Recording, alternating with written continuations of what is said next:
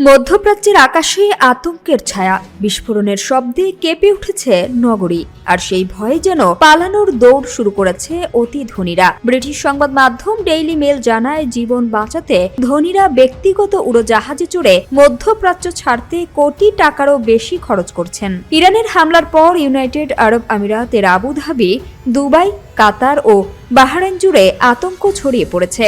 একসময় নিরাপদ মনে হওয়া দেশগুলো এখন অনিশ্চয়তার ছায়ায় ডুবে গেছে।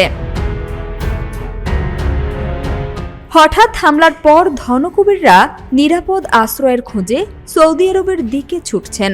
বিশেষ করে রাজধানী রিয়াদ এখন মধ্যপ্রাচ্য ছাড়ার প্রধান পথ, কারণ এখানকার কিং খালিদ ইন্টারন্যাশনাল এয়ারপোর্ট অন্যতম সচল আন্তর্জাতিক বিমানবন্দর। তবে নিরাপদে পালানোর পথ মোটেও সস্তা নয়। দুবাই থেকে রিয়াদ পর্যন্ত এসইউভি ভাড়া করতে হয়, তারপর রিয়াদ থেকে ব্যক্তিগত জেটে ইউরোপ বা যুক্তরাষ্ট্রে পাঠানো হয়। সেমাফোর জানায়, এই সুবিধা নিচ্ছেন মূলত বৈশ্বিক আর্থিক প্রতিষ্ঠানের শীর্ষ নির্বাহী ও ধনকুবেররা, যারা ছুটি বা ব্যবসায়িক কাজে ওই অঞ্চলে ছিলেন। হঠাৎ চাহিদায় রিয়াদ থেকে ইউরোপগামী ব্যক্তিগত জেটের ভাড়া উঠে গেছে $3,50,000 পর্যন্ত। আতঙ্ক ও জীবন বাঁচানোর তাগিদে মধ্যপ্রাচ্যে শুরু হয়েছে বিলাসবহুল পালানোর প্রতিযোগিতা। সাম্প্রতিক হামলার পর ওমান হয়ে যাওয়ার পথ বন্ধ হয়ে গেছে, তাই সৌদি আরবই এখন সবচেয়ে নিরাপদ গেটওয়ে।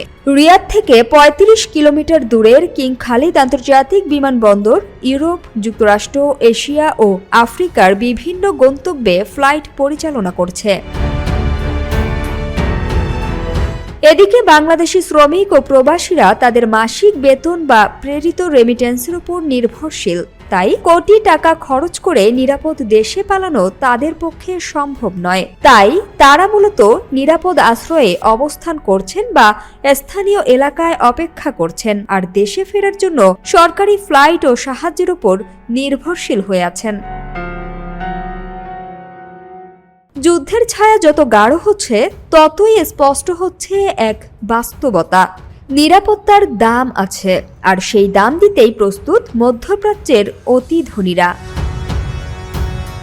সামিয়া সুলতানা, ঢাকা ওয়াচ।